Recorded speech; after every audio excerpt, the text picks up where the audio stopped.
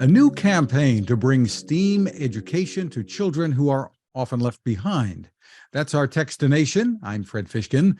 Joining us from beanz, B-E-A-N-Z, is publisher and executive director of Kids Code and Computer Science, Tim Slavin. Hi, Tim. Hi, how are you? Terrific. Thank you for having me. A pleasure. So congratulations on the work that you're doing with beanz, an award-winning online and print magazine that explores computer science and more in a way that kids can understand. And you've been around now for what, over a decade?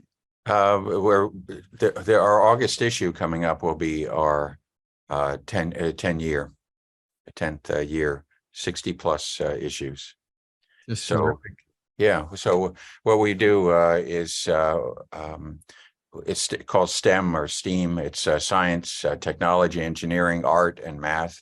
The art is really important to me personally, so we make sure that that gets in there. But being a kids magazine, it's a lot of fun. It's quirky, it's entertaining, but it's also serious content. And this week we launched a campaign to expand our work donating the magazine to at-risk communities. So in the past, we've donated through magliteracy.org, which distributes to homeless shelters, battered women's shelters, food banks around the United States, and I understand in places like Africa and Canada and so forth now. And so we want to expand that effort. Every issue we give them new boxes and boxes, and I delivered 5,000 copies to them about a year ago of back issues.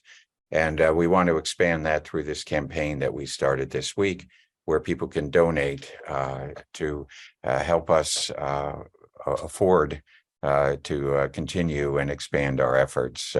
If people want to contribute, the URL is kidscodecs.org/donate. And you can find the magazine at that URL as well. And we're also accepting, obviously, applications from groups that want to become recipients. And that email is hello@kidscodecs.org. What a terrific effort, Tim. So tell us, during the pandemic, we saw some of the effects of the, quote, digital divide that we've kind of heard about it before, but that brought it home, I guess, when kids had to do a lot of their learning from home via computer, and many were not equipped to really be able to do that. Right. And I guess that some of the children that you're talking about from homeless shelters or battered women's shelters, I mean, they are really left behind, right? Yeah. Well, the way it happened, and it was really interesting because it was, there really was positives and negatives. We live near New York City, and a lot of kids got computers and laptops who probably would not have gotten them otherwise. And that was simply because they had to learn at home. And while that was an imperfect method of teaching, it was an opportunity for them and for the city of New York to figure out how to get kids connected to the internet, to educational resources, things like that. So we get such a positive response from the content we have from paid subscribers that we also get requests for content and for copies. And Mag Literacy is a group that I don't know if people still have print magazines lying around their house, but if you've ever tried to recycle them, it's almost impossible. And Mag Literacy takes those magazines and then they distribute them out to these organizations, the battered women's shelters and food banks and so forth. And they were getting requests for kids because kids were showing up along with their moms and dads and so forth. And so the guy who runs it, John, emailed me asking if I could donate. And I said, oh boy, I have 5,000 copies in the basement. I'll drive right over. So my son, who's also our technical editor, he basically tests all the code. He has a programming degree. he and I took a road trip for a couple of days to Ohio, where we dropped off, I want to say 50, 60 boxes going back of issues and things like that. And he was all excited. And then I, basically said, how about we just put you in for a couple boxes every time we publish? And it was only recently when we were doing grant proposals that I realized that we donate about 15% of our print runs. We just hand them out because over the years, groups have come up to us and asked, hey, we don't have funds, but we do have kids in a coding club or things like that. Just terrific. And we should point out there's no advertising, is there? Right. And this is for me, this is interesting. I have no publishing background. My background is in technical writing and poetry and things like that. And someone explained to me early on, she published a kids magazine about food and cooking. And she explained to me that kid magazines can't carry advertising if you want to be schools and libraries to subscribe, that for whatever reason, that's considered a no-no. It makes it more difficult for those organizations to subscribe. Interesting. So tell us, how did beanz come about?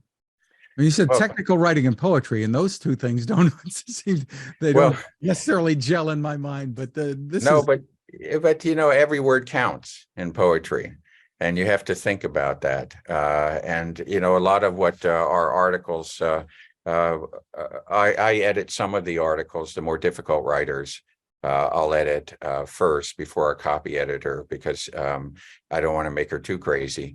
But with the technical stuff. But the magazine came about, oddly enough, because with my kids, K through 5, I was parent teaching, so art and science.